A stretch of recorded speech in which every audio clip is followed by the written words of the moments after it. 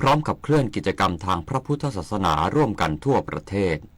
นายประสบเรียนเงินปลัดกระทรวงวัฒนธรรมเป็นประธานในพิธีเจริญพระพุทธมนต์และทำบุญตักบาตรพระสงฆ์และถวายไม้ค้ำโพและถวายผ้าห่มต้นพระศรีมหาโพธิ์เนื่องในวันวิสาขบูชาภายใต้แนวคิดจุดดวงประทีป1 ล้านดวงสวดมนต์1 ล้านจบถวายพุทธบูชาวันวิสาขบูชาโลกโดยมีพระธรรมวชิราธิบดีเจ้าอาวาสวัดเบญจมบพิตรดุสิตวนารามเป็นประธานฝ่ายสงฆ์ณวัดเบญจมบพิตรดุสิตวนารามกรุงเทพโดยปลัดกระทรวงวัฒนธรรมกล่าวว่าวันวิสาขบูชาถือเป็นวันสำคัญทางพระพุทธศาสนาที่เป็นวันคล้ายวันประสูติตรัสรู้และปรินิพพานขององค์สมเด็จพระสัมมาสัมพุทธเจ้าและได้รับการยกย่องให้เป็นวันสำคัญสากลของโลกกระทรวงวัฒนธรรมโดยกรมการศาสนาจึงได้จัดให้มีพิธีถวายเป็นพุทธบูชาประกอบด้วยพิธีการเจริญพระพุทธมนต์ตักบาตรพระสงฆ์และเวียนเทียนโดยในปีนี้ส่วนกลางจัดขึ้นที่วัดเบญจมบพิตรดุสิตวนารามพร้อมได้มีการจัดกิจกรรมการจุดดวงประทีป1 ล้านดวงและสวดมนต์1 ล้านจบนอกจากกิจกรรมในส่วนกลางแล้วในส่วนภูมิภาคกรมการศาสนาได้ร่วมบูรณาการกับสำนักงานวัฒนธรรมจังหวัดและภาคีเครือข่ายที่เกี่ยวข้องจัดกิจกรรมให้สอดคล้องกับบริบทของแต่ละพื้นที่โดยมี9พื้นที่สำคัญเพื่อสร้างสัญลักษณ์แห่งแสงสว่างทางปัญญาและศรัทธาให้เกิดขึ้นพร้อมกันทั่วประเทศอีกด้วยชวนันท์มาลีรายงานที่จังหวัดระนองพุทธศาสนิกชนชาวไทยและชาวเมียนมาร่วมประกอบพิธีสมโภชผ้าห่มพระเจดีย์ดาทุและพระธรรมธาตุเจดีย์ศรีระนองณวัดสุวรรณคีรีวิหารพระอารามหลวงในงานวันวิสาขบูชาสารสัมพันธ์2 แผ่นดินประจำปี 2569นายราชันมีน้อยผู้ว่าราชการจังหวัดระนองกล่าวว่าการจัดงานวันวิสาขบูชาสารสัมพันธ์2 แผ่นดินประจำปี 2569เป็นเวทีที่เปิดโอกาสให้ประชาชนชาวไทยและชาวเมียนมาได้ร่วมกิจกรรมทางศาสนาและวัฒนธรรมอันเป็นการส่งเสริมความเข้าใจความผูกพันและความสัมพันธ์อันดีระหว่างกันสำหรับพิธีสมโภชผ้าห่มพระเจดีย์ดาทุและพระธรรมธาตุเจดีย์ศรีระนองเป็นกิจกรรมสำคัญที่สะท้อนพลังแห่งศรัทธาของพุทธศาสนิกชนทั้งสองประเทศในการร่วมสืบสานพระพุทธศาสนาและประเพณีอันดีงามทั้งนี้งานวันวิสาขบูชาสารสัมพันธ์2 แผ่นดินจังหวัดระนองจัดขึ้นอย่างต่อเนื่องมาตั้งแต่ปี 2546 เพื่อหลอมรวมพลังศรัทธาของพุทธศาสนิกชนชาวไทยและชาวเมียนมาพร้อมเชื่อมโยงความสัมพันธ์อันดีของประชาชนทั้งสองประเทศให้แน่นแฟ้นยิ่งขึ้นอภิสราคงมณีสวทระนองรายงานสำหรับภารกิจการเดินทางลงพื้นที่จังหวัดกระบี่ของนายกรัฐมนตรีในวันนี้เพื่อเป็นประธานในพิธีทอดผ้าป่าสามัคคีสมทบทุนทำนุบำรุงศาสนสถานที่วัดถ้ำเสือมีประชาชนชาวจังหวัดกระบี่และจังหวัดใกล้เคียงจำนวนมากมารอต้อนรับเช้าวันนี้ที่บริเวณวัดถ้ำเสือตำบลกระบี่น้อยอำเภอเมืองจังหวัดกระบี่ถึงแม้บรรยากาศจะครึ้มฟ้าครึ้มฝนแต่ก็มีพี่น้องประชาชนชาวจังหวัดกระบี่และจังหวัดใกล้เคียงจำนวนมากมารอต้อนรับนายอนุทินชาญวีรกูลนายกรัฐมนตรีและรัฐมนตรีว่าการกระทรวงมหาดไทยในโอกาสเดินทางมาเป็นประธานในพิธีทอดผ้าป่าสามัคคีเพื่อรวมพลังศรัทธาสมทบทุนปรับปรุงและสร้างพุทธศาสนสถานภายในวัดถ้ำเสือเพื่อให้วัดมีศาสนสถานที่เหมาะสมในการประกอบศาสนพิธีและกิจของสงฆ์สำหรับกำหนดการพิธีทอดผ้าป่าสามัคคีนายกรัฐมนตรีและคณะจะเดินทางถึงบริเวณวัดถ้ำเสือเวลาประมาณ 11 นาฬิกาโดยจะมีกลุ่มแม่บ้านองค์การบริหารส่วนจังหวัดกระบี่จำนวน 200 คนร่วมแสดงศิลปะวัฒนธรรมภาคใต้เป็นการต้อนรับก่อนเข้าสู่ศาลาการประเรียนเพื่อประกอบพิธีเจริญพระพุทธมนต์สมโภชผ้าถวายพุ่มผ้าป่าถวายจตุปัจจัยทายธรรมแด่พระสงฆ์ก่อนจะพบปะพี่น้องประชาชนอรพินเกียรติวิชัยดิษฐ์สวทกระบี่รายงานน้ำมันทุกหยดมีค่ารู้ใช้รู้รักษาวันข้างหน้าไม่ขาดแคลนจบข่าวชโลธรจัญญาอ่านรับฟังข่าวครั้งต่อไปเวลา 10 นาฬิกาครับติดตามข่าวที่นำเสนอไปแล้วได้ที่ www.thainews.prd.go.th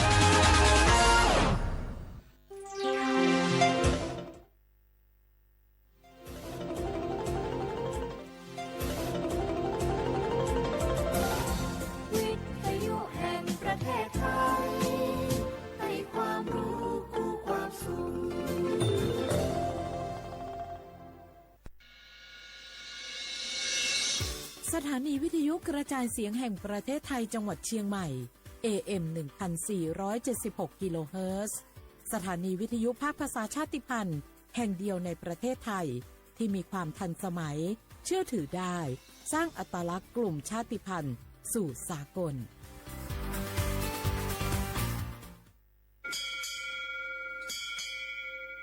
โอโบดะจ้า โอมิโชเปอร์ เหมือนสุงคา ปกว่า ย้อซง โอดูธรรมา สถานีวิทยุภาษาชาติพันธุ์แห่งเดียวในประเทศไทย ทันสมัยเชื่อถือได้ แล้วพบกันที่ สวทเชียงใหม่ AM 1476 กิโลเฮิรตซ์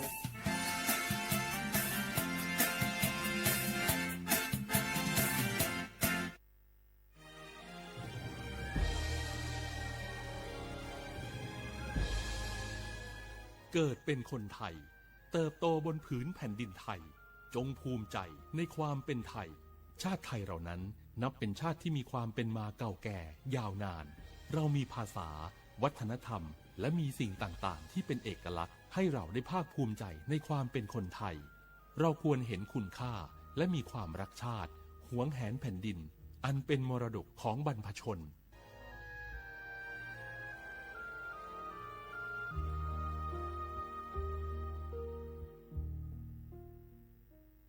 บาสนาเกตชามาเรเนสปสชมาเจอตาชาเหียเปบาชาบาเลมากว่าซาบาเลอกุตอดีเลบัดทอผาลเวซอและยาลซาเซดิซาดอเพลซาเฮลอเตสีเคมีบำบัดเฮลอฮอร์โมนยาเกซาเลรังสีรักษาเสรภาอีคอโปรเลหมอดอกบาโชเกซึแกสกอดือลอคูชลปูเวดานิลอซีกว่าอาทอเลสายด่วนสปสช1330สปสชเขต1เวกิเม0532855355สายด่วนกมทู1600แล้วสายด่วนสุขภาพจิต1323ลบกะก็กะแดะก่อนนี่หรอ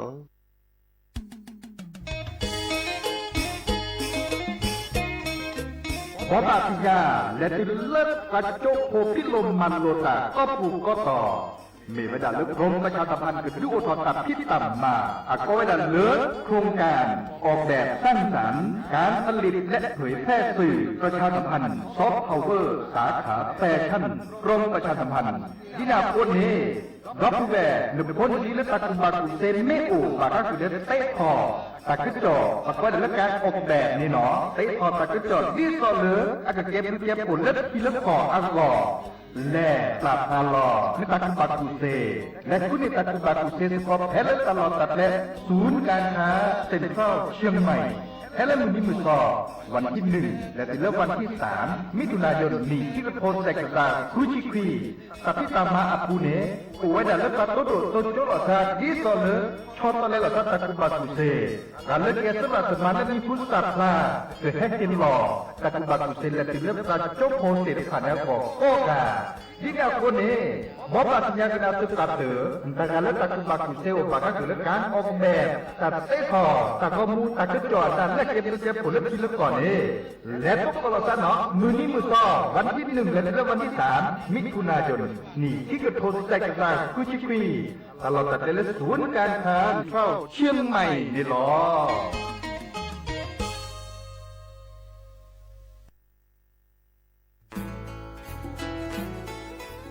แวดปูแวก็กาแฮเก็บกาตุพึกอเดเลทีมเวกิแม่แกลเกสกอตาติตาเฮเวดาเลหมออูแกทอลเลบกาปูหมออัวปืลือดอผักกะพลือ PM 2.5 เลราโตกอต้นโหนหมออูแกทอแต่คือเลตามาหล่อกว่าแชแกลเกตาติตาเฮเวดาเลหมออูแกทอลเลบกาปูหมออัวปืลือดอผักกะพลือเลเวกิแม่โทรศัพท์เตเบอร์คอลเลอร์ว่าแยเซอร์เตอคีก็ว่าข้อเวกิแม่ปรับพลาลอที่กอตำรับพิขากรอขาแกลเกตาติตาเฮเวดาเลหมออูแกทอลเลบกาปูหมออัวปลือดอผักกะพลือ PM 2.5 ตลอดตักและแหลตอตเนียเกนแควดิซอเลกชุอูชุแกตาเล FID ตบาชุอูชุแกตาบาปากรอขาตเมเลชุอูชุแกตาสปอสขาเซเดวาเดเซลาเคก็จะทอลเลอร์มือนี้มือซอเตอร์ลามกราคม ตือเลอมือนี้มือซอเซชิเตอร์ลาพฤษภาคมนี่ที่โทยกะยาคือชิคุยและรามากะมาที่ก่อตลอดปิค่ะปราจีนหยอนันนอกอตาเชมุลาเร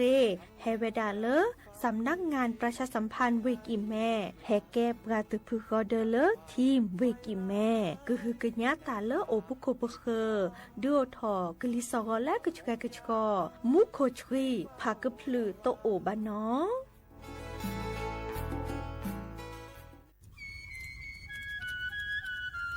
เวกเจ้าผักกระปลือผักกระหมู PM 2.5 เนี่ยร่าแหละเด้อแม่ครีมแม่สากูอูกูเห็นเลยจ้าอันนี้เนี่ยอันโหลเลยปัจจุอุจุเกราตาป้าติดเลยเนี่ยเมตาหลอตาสุกอสุกาเอาเลือตาสุดแต่ตาหลอปัจจุแกถอดไว้ดับก็อ๋อปอแกถอดผักกระปลือผักกระหมูเก็บบัตรที่บัตรโตเกปะเต่าจวดทิ้งเด้อเด้อดิเน่ปะบ่ามาเจอหล่อซาตะบ่าชุอูชุแกถอดตาสุกอสุกาบื้อโคเชอร์บื้อเคโคเชอร์แฮมเบอร์เกียวมาแก้เก็บปุ๋ยหมักดอสู่อาทอเซกว่าเทรสก็ซื้อตะบ่าเมอเลอร์หมูอูแกถอดเลิบกราปูเนื้อแม่มานี่เดพาอีเดอผักกึบหรือผักกุหมูเดอจิกาละเจอันเมเนี่ยกลิสตอกว่าในกแกก็ถอดเสเนื้อเมฆกุหลาซาก็กาอุกต่อตาชูชูแกเพื่อกันนี่ก็สู้กับซานนี่กลิสตอกว่าเลออากแกก็กอหนอตาเชื่อมลาเกแทนเลอสำนักงานประชาสัมพันธ์ที่3กรมประชาสัมพันธ์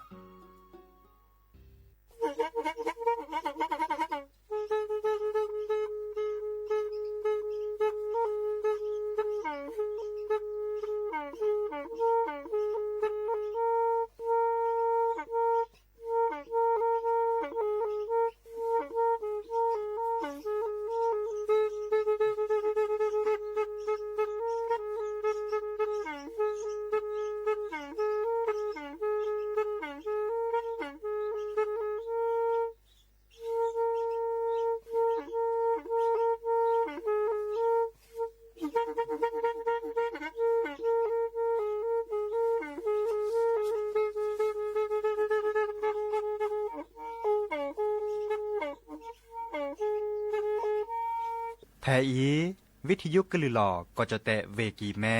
ตะกะทนลุยกะจานยุ้ยชื่อคือกิโลเฮิรตซ์ตาเชอกระต่อเปอปากระหลือปากระยอกหลอกตืออีสู้อเมญาเปก็เห็นเหล่านั้นและตาสูมือซ้ำมือตากระเจาะตาละแก็บดูแก็บโผลและติเลื่อนนกออัตโคเนและกะนาหลอเจอบาค่าคือตาสูมือซ้ำมือสก้อเนาะ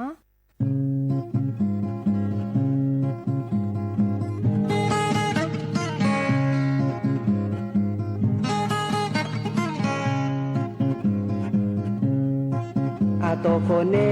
โอมือนาโชเปอโมโดปาโดเสราเสมามือกะพาเตียและเจอพี่เจอเพื่อแวนอแวจอนะมือเกินนอพ่อสาควา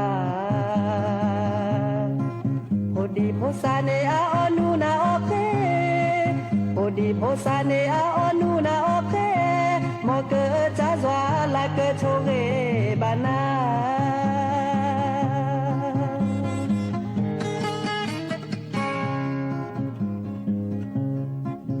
แกเวดัลลาปราเกยยอโพ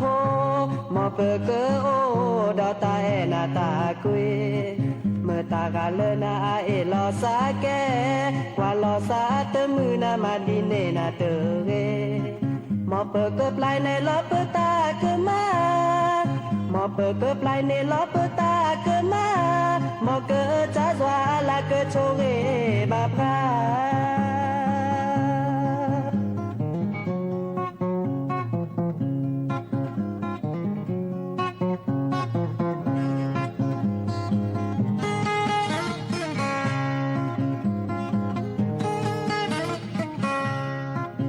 โตโคเนลาโอมือนาโชเปอโมโดปาโดเสราเสมามือกะพาเตียและเจอพี่เจอเพื่อแวนอแวจอนะมือเกินนอพ่อสาควาโพดีโพซาเนอาออนูนาโอเคโพดีโพซาเนอาออนูนาโอเคมอเกอจาซวาลาเกอโชเกบานา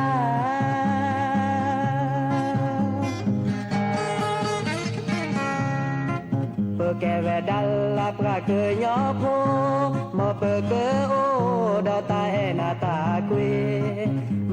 าเลนาเอลอสาแกกว่าลอสาเตมือนามาดีเนนาเตเวมอเปิดกปลายนาลอเปตาคือมามอเปิดกปลายนาลอเปตาคือมาดีเกอจ้าจวาลาเกโชเกบานาดีเกอจ้าจวาลาเกโชเกบานา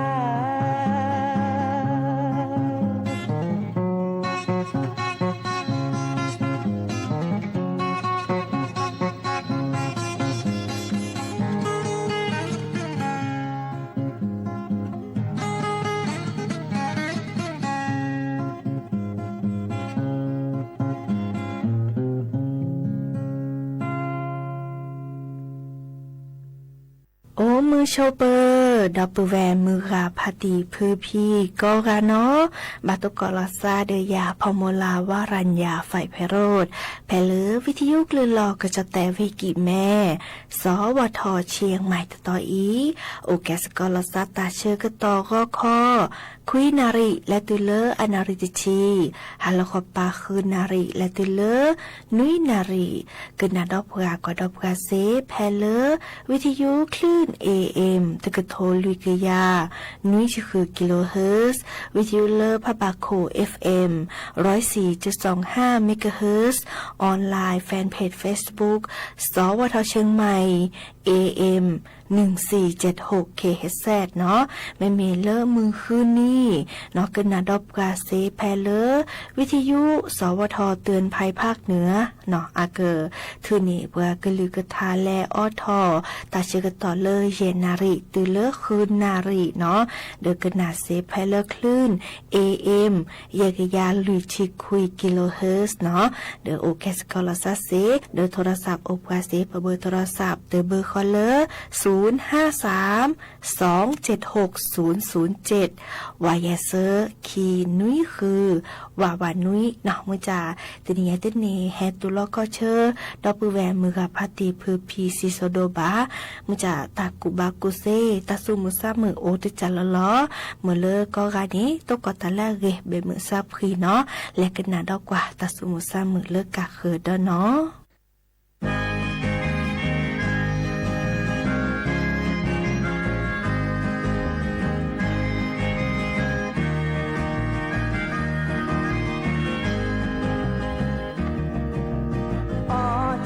จิโก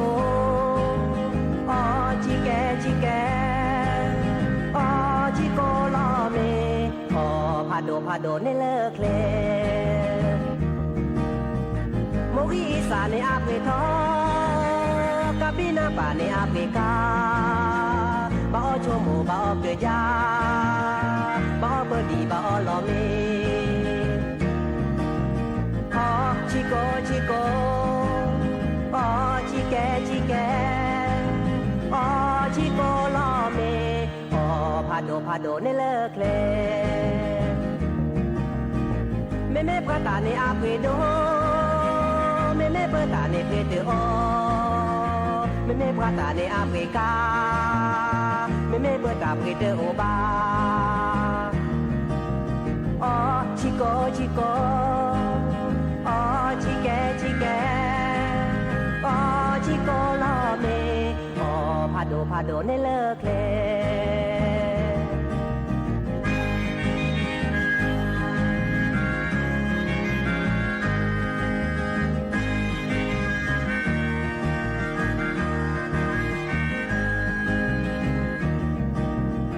โมกีสาในอาเปทอกาปินาปาในอาเปกาบ่อโชโมบ่อเกยาบ่อเบดีบ่อลอเมอ๋อจิโกอ๋อจิแกอ๋อจิโกลอเมอ๋อพาโดในเลิกเลแม่ประตาในอาเปโดแม่ประตาในเพเตอแม่ประตาในอาเปกาแม่ประตาเพเตอโอบาอ๋อจิโกอ๋อจิแกอ๋อจิโกลอเมอ๋อพาโดในเลิกเล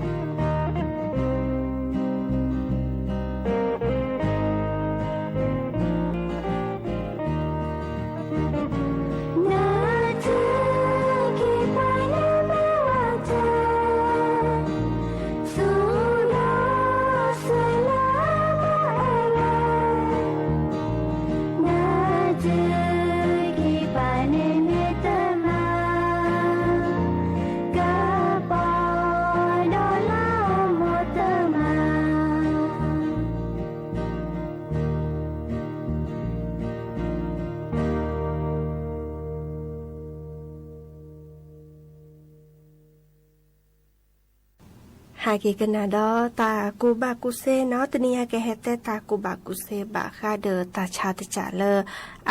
แม่ปานีพะนายาเจเนาะมุจะปากรอค่ะปลอบดอเซเนาะตาชาตจะญาอี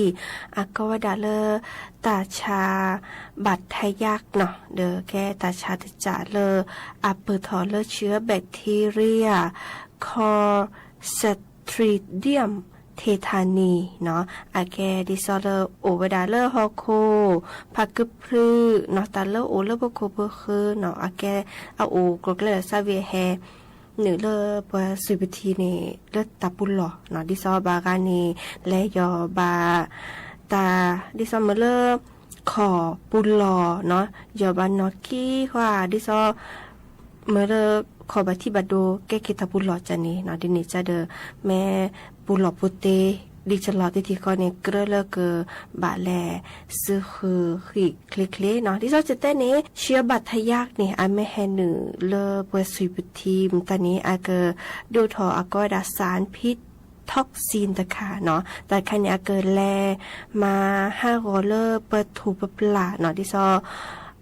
บาคาเดอเลอร์เปิดถูปปลาและเลอพวกคุณหนุ่มตานิจีเนาะดินิจานีบากาเมบาวิดัตตาเดอเกิดดูทอมลดิซอเลอร์ลอกาจิตกี้คอตะกี้ก็โตเนาะวีออกขอพูดป้อนนี่ว่าขออยู่โบโชคือฮีชูเนาะดอลลาร์คเบอร์ทอเนาะซาฮูเคลเนาะบากานีแม่นันนานี่แลตุเลอร์ซาสุมุลพิซีโจเซเนาะดินิจานีตาชาบัตยักแกตาชาเลอร์ลอปลีจะเจมุจาบากรอขาปลอบดอลเซเนาะอันนอเกเตอร์เลกาเลเนขอปุลลอจื้อปุลลอเนาะแม่บัติบาโดติคอนิเดอบาซึคือเนาะซึคือดิซอเลกชเกซึคือเลแอลกอฮอล์เนาะบากาตาแม่ตาปุลลอแม่โดแม่น่าจะเลยเนี่ยแล้วเลือกกสิสระดิซอกันนี่มาคือตาจืดตาขาดิซอกบัตตาชาและบัตทยากเนาะคิดจะแต่เวลาชัวกสีบัตยักเนาะดิซอเลอร์ปาเกอร์มือในชัวเนาะดิซอก็ดาสมาคมโรคติดเชื้อในเด็กแห่งประเทศไทยเนาะแต่เวลาโรคผสมปชิลิปากช่วยชั่วเหกสีวัคซีนเนาะตาชาอาจารย์ดิซอเลอร์โรคคอตีบเมเรบัตยักเมเรไอโกรนเมเรเนาะตับอักเสบเมเรตัวใหญ่ในเปกช่อเหกสีเลออันนี้คีลาลุยลาคือลาเนาะวีชัวกุยดิซอเลอร์เกรตาจันนี่เนาะดิซอเลอร์พอสหัวเอาเพลซอเนาะมุจาดิซอไคอีเนาะเลือปูคีแลกาเลอเนตเนชัวดิว่าเดอเกรเลกบะแลชัวเนาะไม่ตเมเดอแม่ปูคีอันนี้ติชีเดอเกรเลกบะแลชัวกีดอตบลอดอเนาะเซอร์ตจาเนาะดิซออัตเวดานี้แลกาเลเนตเนชัวกสีวัคซีนเนาะบัตยักเนาะขอเดอไม่ต้องมีเนาะชัวรีมันจะอาจจะเช็ดหอเซอร์บลอดีว่าเนาะเกลือเกบะและชัวกสีวัคซีนแต่จากข้อละก็ดาวัคซีนคอตีบบัตยักเนาะดีเช็ดหอเซอร์บลอเนาะดีอีคาเดอและการตัดสินยันลอติลอแช่นแค่แลจากกว่าเลกสิสระเนาะดิซอลอกันนั่นเองเนตัดสินยันลอติเนาะดิซอเลเนชัวแต่ชัวดิซอลอเดอากโอเวดาวีบากาเนชัวลี่น้องมุจจะติดเช็ดหอเซอร์บลอเดอเกลือเกบะแลชัวดัตบลอดนะดินิจานี่เดอเฮตเตบะสิญาคือปุพอยพเนาะบาคาเดอตาชาเลอากวดาโรคบัตยักเนาะแฮเปิดทอเซดิซอเปตาปุลปุติอุวีปตนีมากระชกระชกบาดินิจานี่เฮตเตบะสิญาคือปุพอยพวดาเปอีตับเลเนาะ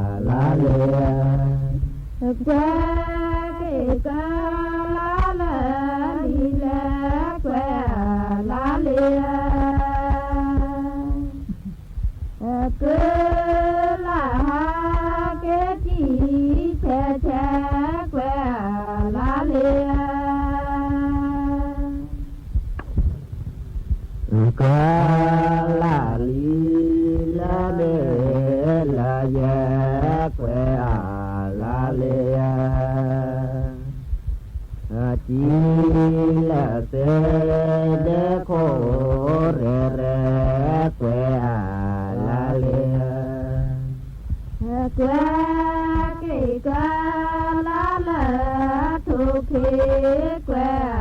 la lia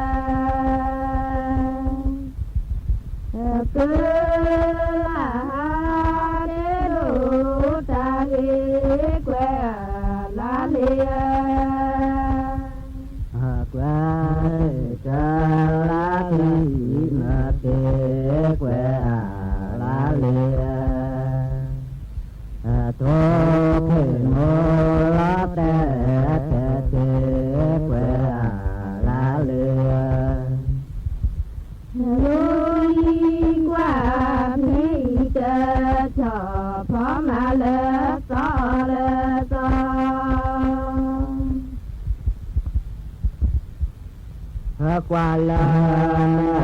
ta lên nói cho mà ô na tết đi lên nó pha cho chị chờ ta vì thế nó tơ đi lên là ta vì mẹ là ở tơ là mẹ ta nè chỗ mồ nè bò lo pha cho ra cô su mẹ chỉ bỏ thì cả nhà su khu ta ra nhà cô lê lê lóp cả đất cho dù ta ghê cô xa cho đi pli phó chấp nam là tê tha ba là cho pli ta nhỏ má nhỏ phê y cô xa cho đi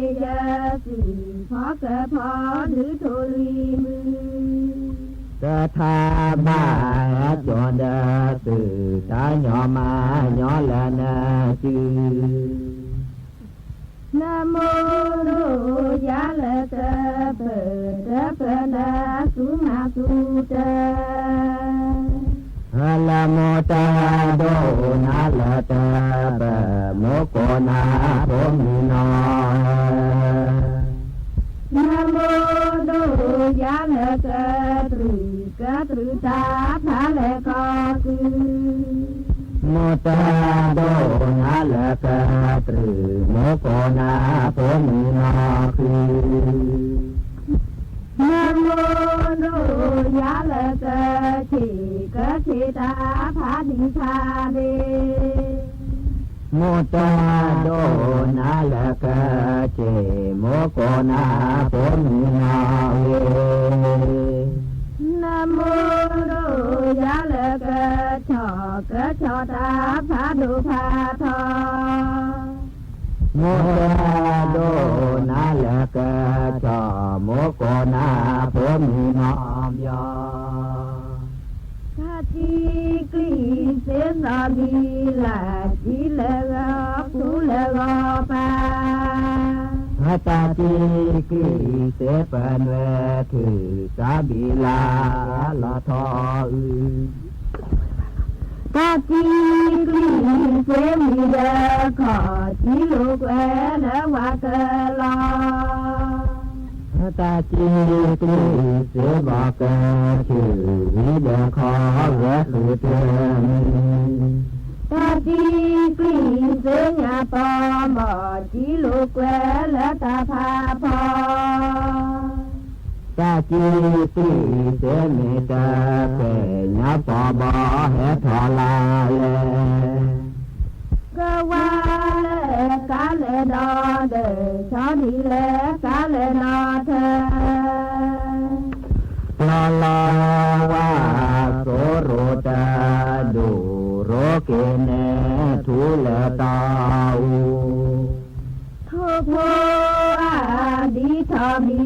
klê cơ du đa na cho du đi ta ghé thu phô bò chóp la đi ta la mo nghe thọ che ma to klê u la to phú tê ni lê ô la to phú mê ta mê sư nè ta la to ca đi su la klê และชอคือปู่แคลเมชอคือแคลกะยูจานอจามาโอนาตะเปนะเมื่อกะบ่มาปือเดจีละแวหับลาตะเกพระโพโพยาโพปอลานีนอหาจอหาโพอาทีก็เธอยาที่ก็เลมยาบานาบิโทลีมีตามีโกกว่ากว่าเจอเสตนาโพลาก็เธอยาที่ก็เมสิยาบานาบิโทลีเจยาวานุนามินาลีนุตาเตเจตยีสียาเมหาสุตรายาเกพุนิละบาภูควาจอตโนโสภาเปจอตกามาปีเดยุเกนะวะตติโจเทนะวิชอนเกปอเกทายาวาลโกโลนอเกนอเรดิบาโตวิชนะกิลาเปเจนอเกนอมาเตอเตที่กาลือเมเนใจลาพอดอยคือมาที่กันอกเวลือเนใจลาพอดอยจากที่กันเลใจลาผู้พอดอยคือมาที่ยาจะเลใจลาผู้พอดอย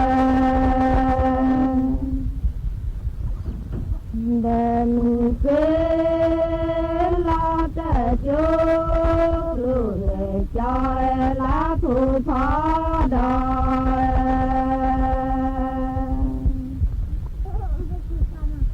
จงกะลีลาดูเพื่อใจลาผู้พอดอยเกิดตรีลาที่เมกาใจลาผู้พอดอยเดลูกโคผู้แปรใจลาผู้พอดอยลาผู้ลาเทวกาใจลาผู้พอดอยเททอคลอลูกแรเด่นใจลาผู้พอดอยลาทิมลาเทตติสวานใจลาผู้พอดอย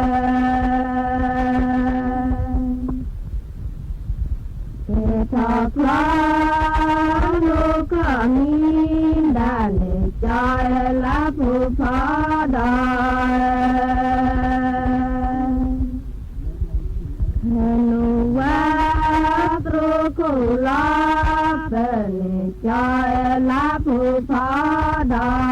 ยลาจังจูลาเตลา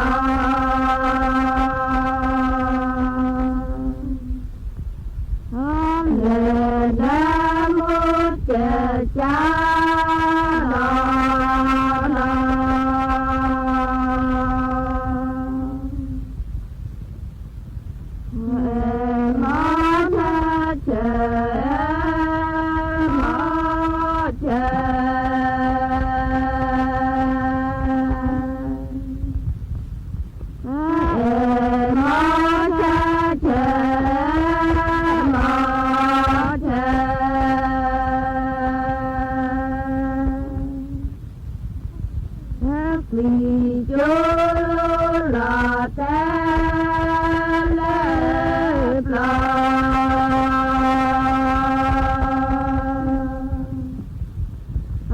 lệ nam mô cha cha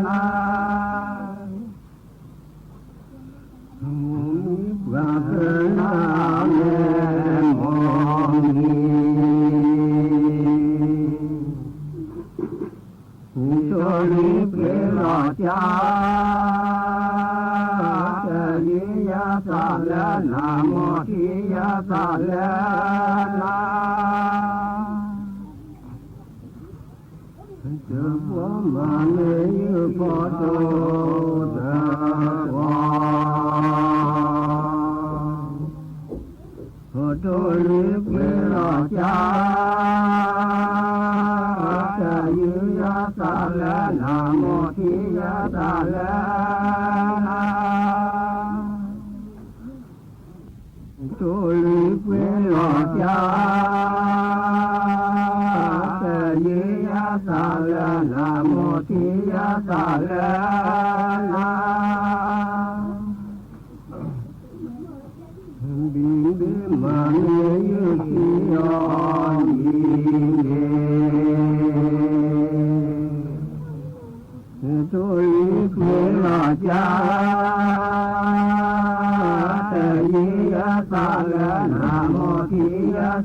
la le o ko ki ka le o ko ki ki to li pi lo ja ta yi ya sa la na mo ti ya sa la la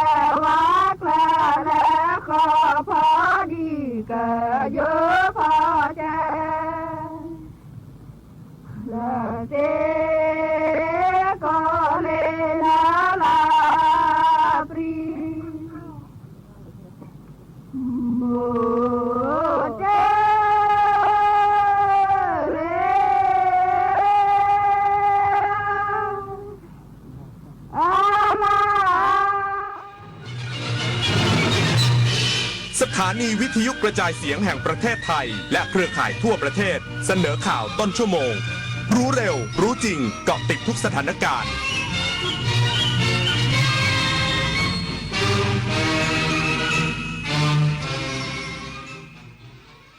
รับฟังข่าวต้นชั่วโมง 10 นาฬิกากับชลธรจัญญาครับ รัฐบาลห่วงใยประชาชนช่วงวันวิสาขบูชาเตือนทำบุญอย่างมีสติระวังมิจฉาชีพหลอกลวงออนไลน์พร้อมกำชับกระทรวงพาณิชย์ตรวจเข้มราคาสินค้าชุดสังฆทานอีกสักครู่กลับมาติดตามรายละเอียดครับ